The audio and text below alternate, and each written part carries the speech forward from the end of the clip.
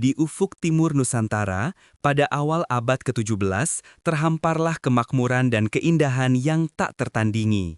Dari pelabuhan-pelabuhan ramai hingga pasar-pasar beraroma rempah, hidup berdenyut dengan irama perdagangan dan budaya yang kaya. Kerajaan-kerajaan berdiri kokoh, mewarisi kejayaan masa lalu, sementara keharmonisan mengalir di nadi setiap penduduk. Kita akan bertemu Patih Angga, seorang penasihat bijak di salah satu kerajaan pesisir Jawa yang tengah menyaksikan puncak kejayaan ini. Namun, di tengah kedamaian itu, desas-desus mulai berembus, seperti angin laut yang membawa kabar dari jauh. Cerita tentang kapal-kapal asing, jauh lebih besar dan aneh bentuknya, terlihat melintas di cakrawala. Kabar ini tersebar dari mulut ke mulut, menciptakan gelombang kegelisahan di antara para pedagang dan nelayan. Sebuah pertanda perubahan yang belum terpecahkan maknanya. Tidak lama kemudian, desas-desus itu menjadi kenyataan. Di suatu pagi yang cerah, mata Patih Angga dan banyak penduduk pesisir lainnya terpaku pada pemandangan di laut lepas. Siluet 3 kapal besar dengan layar-layar terkembang yang tidak lazim perlahan mendekat. Mereka bukanlah kapal dagang biasa yang dikenal Nusantara. Kedatangan kapal-kapal ini memicu campuran rasa ingin tahu dan kewaspadaan. Penduduk berkumpul di pantai, mengamati dari kejauhan saat sebuah perahu kecil dilepaskan dari salah satu kapal asing menuju daratan. Mereka membawa bendera aneh dan wajah-wajah yang belum pernah terlihat di tanah ini. Pertemuan pertama pun terjadi.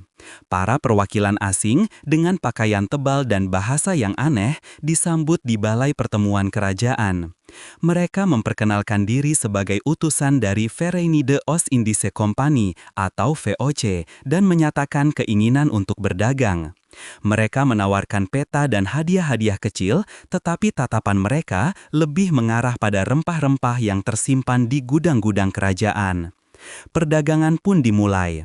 Karung-karung cengkeh, pala dan lada yang harum berpindah tangan dengan barang-barang asing, kain wol, perkakas logam dan koin perak. Awalnya, pertukaran ini terasa saling menguntungkan, menambah variasi pada pasar yang sudah ramai. Namun, Patih Angga merasakan ada yang berbeda. Ada keinginan yang tak terpuaskan di balik senyum para pedagang asing itu. Tak butuh waktu lama, niat sebenarnya mulai terlihat. Para pendatang asing ini tidak hanya ingin berdagang, mereka ingin menetap. Mereka meminta izin untuk membangun kantor dagang yang segera terlihat seperti benteng kecil di tepi pantai. Sebuah struktur kokoh yang tidak hanya melindungi barang dagang mereka, tetapi juga menandai kehadiran mereka secara permanen di tanah ini. Seiring waktu, permintaan mereka semakin banyak dan toleransi mereka semakin menipis. Para petani dan pedagang lokal mulai mengeluh tentang harga yang dipatok, tentang aturan-aturan baru yang tidak mereka pahami.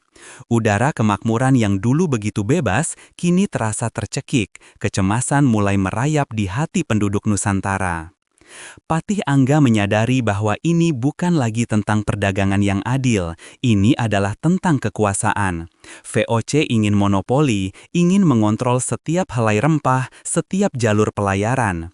Pertemuan-pertemuan yang tadinya diplomatis, kini menjadi ajang tawar-menawar yang berat sebelah, di mana kekuatan militer dan ekonomi mereka mulai mendominasi. Menjelang senja, Patih Angga kembali ke tebing pantai, menatap laut yang sama. Namun, pemandangannya telah berubah. Di kejauhan, bukan hanya kapal-kapal asing, tetapi juga benteng yang tegak berdiri, simbol kekuasaan baru. Sebuah era telah berakhir, dan yang baru, penuh ketidakpastian dan tantangan, telah dimulai. Kedatangan mereka bukan hanya sekedar kunjungan, melainkan awal dari babak baru yang mengubah takdir Nusantara.